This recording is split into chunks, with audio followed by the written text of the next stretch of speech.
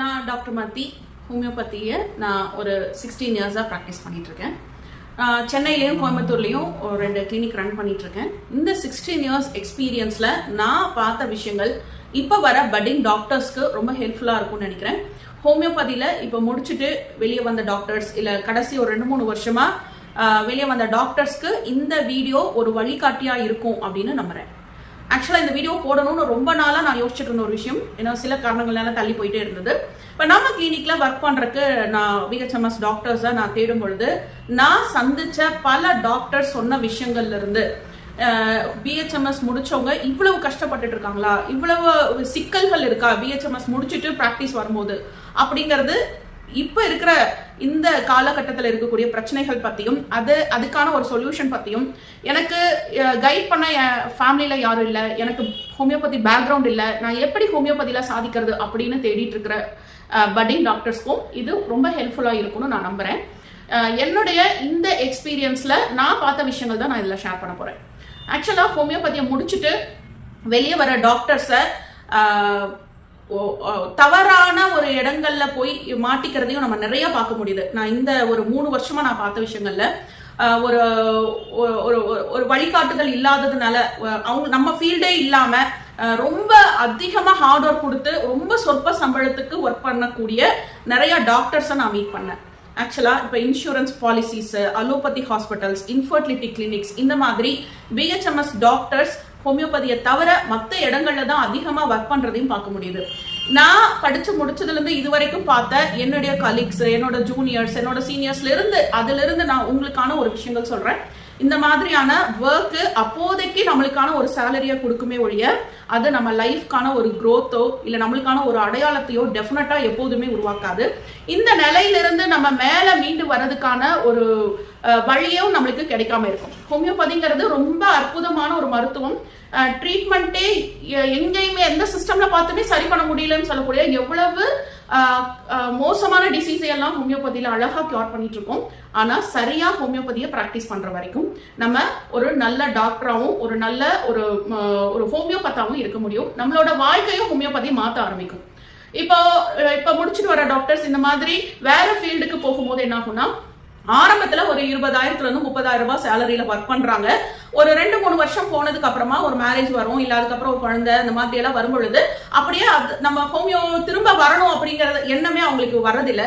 அவங்க போன அதே ஃபீல்டுல ஏதோ சொற்ப சேலரிக்கு லைஃப் ஃபுல்லா ஒர்க் பண்ணிட்டு ரொம்ப ஹார்ட் ஒர்க் பண்ணிட்டு அதே நிலையில மாட்டிக்கிறாங்க. அது மட்டும் இல்லாம சில டாக்டர்ஸ் முடிச்சுட்டு வந்த உடனே நான் கிளினிக் போறேன்னு ஸ்டார்ட் பண்ணுவாங்க. ஒரு 6 மாசத்துல இருந்து 1 வருஷம் வரைக்கும் தாக்கு பிடிப்பாங்க. அதுக்கப்புறம் பெருசா பேஷண்ட் ஃப்ளோ இருக்காது. அதுக்கப்புறம் ரொம்ப வேதனையா இருக்கு. அதெல்லாம் கேட்கும் பொழுது கிளினிக்கை க்ளோஸ் பண்ணிட்டு மறுபடியும் இந்த மாதிரி இன்சூரன்ஸ்க்கோ இல்ல இன்சூரன்ஸ் ஒர்க்குக்கோ இல்ல வேற ஹாஸ்பிட்டல் ஒர்க்குக்கோ இன்ஃபர்டிலிட்டி கிளினிக்ஸ்க்கோ அவங்க போயிடுறாங்க. ஹோமியோபதியா பிராக்டிஸ் பண்றது அப்படிங்கிறது ரொம்ப ரொம்ப ரொம்ப குறைவா இருக்கு. எனக்கு தெரிஞ்ச ஒரு செட்லயும் ஹோமியோ முடிக்கிற டாக்டர்ஸ் எவ்வளவு பேர் ஹோமியோ பிராக்டிஸ் பண்றாங்க அப்படின்னா விரல் விட்டு எண்ணிடலாம். ஆக்சுவலா ஹோமியோபதிக்கான தேவை இங்க ரொம்ப அதிகமா இருக்கு. அப்ப பிரச்சனை எங்க இருக்கு? ஏன் ஹோமியோபதி பிராக்டிஸ் பண்றதுல தடங்கள் வருது அப்படின்னு பார்த்தோம்னா, நம்ம இந்த பிஹெச்எம்எஸ் கோர்ஸை 5.5 வருஷம் கோர்ஸ் அப்படின்னு பார்க்காம இது ஒரு 7 வருஷம் கோர்ஸ் அப்படிங்கறத நீங்க மைண்ட்ல பிக்ஸ் பண்ணிக்கோங்க. முடிச்சுட்டு வந்த உடனே நான் சேலரி வாங்கணும், சம்பாதிக்கணும் அப்படின்னு நினைக்கும் பொழுது அது ஒரு சிக்கல்ல போய் நம்ம மாட்டிக்கக்கூடிய இடத்துக்கு நம்ம போக வேண்டியதா இருக்கு. காலேஜ் முடிச்சுட்டு வந்தோன்னா ஒரு சீனியர் டாக்டர் கிட்ட போங்க. ஒரு 2 years to 3 years அவங்க கீழே ஒர்க் பண்ணுங்க. அவங்களோட பிரிஸ்கிரிப்ஷன் ஸ்டைல்ஸ், அவங்க எப்படி கேஸ் எடுக்கிறாங்க, எல்லா விஷயமும் கத்துக்குங்க. நம்மளோட ஹோமியோ ரிலேட்டடா இருக்கிற மூளை முடுக்கு எல்லாமே நீங்க பிரிஸ்கிரிப்ஷன் நீங்க பிராக்டிஸ்ல உட்காரும் பொழுது தான் தெரியும். ஒரு சீனியர் டாக்டர்கிட்ட நீங்க சேலரியே இல்லைன்னா கூட நீங்க கத்துக்கிறதுக்காகவும் போங்க. அது உங்களோட லைஃப் ஸ்கில்ல டெவலப் பண்ண ஹெல்ப் பண்ணும். அதுதான் உங்க லைஃப்ல growth கொடுக்கும். நீங்க ஒரு ஸ்கில்டு டாக்டரா வெளியே வரும்பொழுது எவ்வளவு சீக்கிரமா எவ்வளவு ஃபாஸ்டா எஃபெக்டிவா ஒரு டிசீஸை கியூர் பண்றீங்களோ அப்பதான் பேஷண்ட் உங்களுக்கு ரிப்பீட் ஆவாங்க, திரும்ப வர ஆரம்பிப்பாங்க. அவங்களுக்கு தெரிஞ்சவங்களுக்கெல்லாம் உங்களை ரெஃபர் பண்ண ஆரம்பிப்பாங்க. அப்ப அதுக்கான ஸ்கில்ல நீங்க டெவலப் பண்ணிக்கணும்னா ஒரு சீனியர் டாக்டர்கிட்ட போங்க.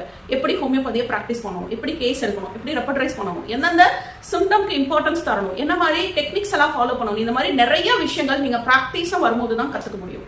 அதை விட்டுட்டு பிஹெச்எம்எஸ் முடிச்சுட்டு வந்தோம்னா வெளியே வர நிறைய பேர் பண்ற ஒரு தப்பு என்னன்னா ஸ்பெசிபிக் ரெமடிஸ் போறதோ இல்ல காம்பினேஷன்ஸ் யூஸ் பண்றதும் நிறைய பார்க்க முடியுது. இந்த மாதிரி கிளினிக்கை 1 வருஷம் 2 வருஷத்துல க்ளோஸ் பண்ணிட்டு போற டாக்டர்ஸோட சொல்ற விஷயங்கள் என்னன்னா எனக்கு பேஷண்ட் வரல அப்படிங்கறதுதான். நீங்க வந்த ஒரு பேஷண்ட்டோ 2 பேஷண்ட்டையோ ஷார்ட் டைம்ல கியூர் பண்ணாலே உங்களுக்கு அவங்க கூட்டிட்டு வருவாங்க. ஒவ்வொருத்தரும் 10 பேஷண்ட்டை கூட்டு வருவாங்க. அப்ப இங்க நம்ம ரிசல்ட் கொடுக்க தவறுனதுக்கு காரணம் நம்ம அந்த அளவுக்கு ஸ்கில்டா இல்ல அப்படிங்கறதுதான். சோ உங்க ஸ்கில்ல டெவலப் பண்ணிக்கங்க. சரியா பிராக்டிஸ் பண்ணக்கூடிய ஒரு சீனியர் டாக்டர் கிட்ட போங்க. ஹோமியோபதியை கரெக்டா ஹோமியோபதி ஸ்டைல்ல பிராக்டிஸ் பண்ணா மட்டும்தான் ரிசல்ட் கிடைக்கும். அதை விட்டு இந்த மாதிரி ஷார்ட்டான வேலாம் நம்ம சூஸ் பண்ணும்பொழுது, நான் என்னோட ப்ராக்டிஸ்ல ஆரம்பத்துல இருந்தே ஸ்பெசிபிக் ரெமெடிஸ் கொடுத்து பார்த்திருக்கேன், காம்பினேஷன்ஸ் யூஸ் பண்ணியிருக்கேன்.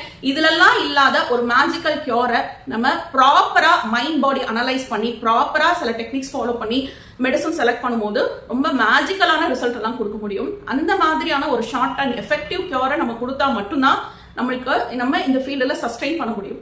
ஸோ அதுக்கான ஸ்கில்லை டெவலப் பண்ணுங்க ஃபர்ஸ்ட். அதுக்கப்புறம் ஒரு கிளினிக்கை போடுங்க, அதை டெவலப் பண்ணுங்க. ஸோ முடிச்சுட்டு வந்த உடனே நான் ஏர்ன் பண்ணணும் அப்படின்னு நினைக்கிற நிறைய டாக்டர்ஸ் இந்த மாதிரி இடங்கள்ல போய் மாட்டிக்க வேண்டாம். நீங்க ஒரு டாக்டர் கிட்ட ப்ராப்பரா ஹோமியோபதியை கத்துக்குங்க.